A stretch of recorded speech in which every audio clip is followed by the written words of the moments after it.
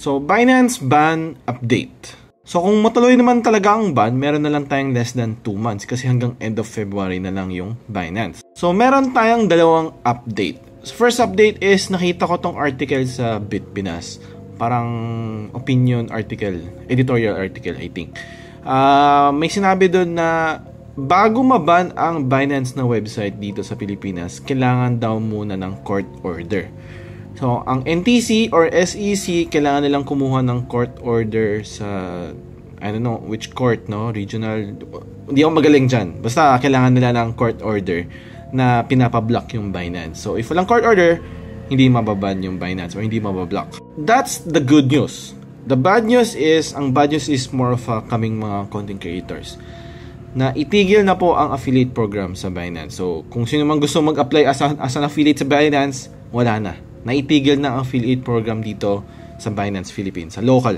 Wala nang affiliate program. So, that's bad news, no? Kumbaga, tinitigil na yung program dito sa local, that's bad news. Pero, temporary lang daw yun. Temporary lang daw. So, if sakaling nag-push through talaga ang Binance ban, hindi na natin magagamit yung Binance, what's the next best crypto exchange? Okay? Depende kasi yan. Gusto mo ba lumipat na sa local or sa foreign? In my opinion, personally, pag gusto mo sa local, I'd say it's either Maya, no? Or Coins.ph. Pero kung gusto mo sa foreign, gusto mo pa rin offshore exchange, I'd say OKX. Okay?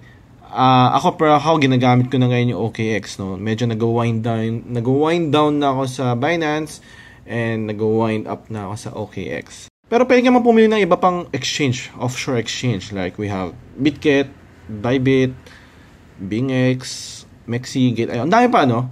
Pero these are all unregistered exchanges, no? Hindi po sila unregistered po sila sa Pilipinas. So same as Binance, they are all unregistered. So maybe hanggang ngayon, pag di pa maingay yung exchange, baka hindi pa pansin ng SEC, pero once na lumipat na yung mga tao, naghanap na ng choice of their exchange, kung naging maingay ulit, baka pwede lang magbigay ulit ng notice yung SEC.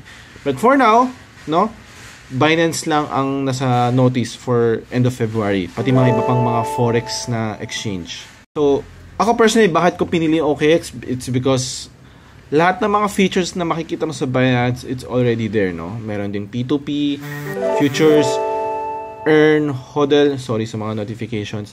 Andun na lahat, no? Meron din mga advanced features na hindi mo makikita sa Binance. Meron din mga konting features sa Binance na hindi mo rin makikita sa OKX.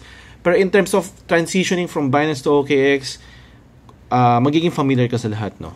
Ako, pinag-isipan ko mabuti sa ang exchange ako lilipat, no? Kasi ako, since nag-start ako mag-crypto, Binance lang talaga yung ginagamit ko, except for other shitcoins na hindi mo makikita sa Binance. Syempre, ibang exchange ang ginagamit ko. Pero, loyal ako sa Binance. Pero at some point, kung matatanggal talaga ang Binance, kailangan natin lumipat.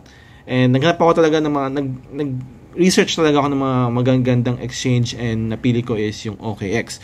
So if interested ka mag-register sa OKX, andyan ito yung lifetime discount. It's 10% for future spot and etc. No? Kung meron ka ng OKX, tas di ka nakagamit ng referral link, wala kang discount, it's okay. Meron ka pang second chance. Delete mo yung account mo, gamitin mo yung link, mag-register ko ulit ng bago. Okay? That's allowed, no? Kinausap ko na yung manager or something dito sa OKX. Now, if gusto mo sumali sa Alpha Calls ko, updates, news, saan ako bumibili, at yung Telegram group chat ko. Click mo lang yan. So, lahat to, makikita mo to lahat sa bio ko, sa link sa bio ko.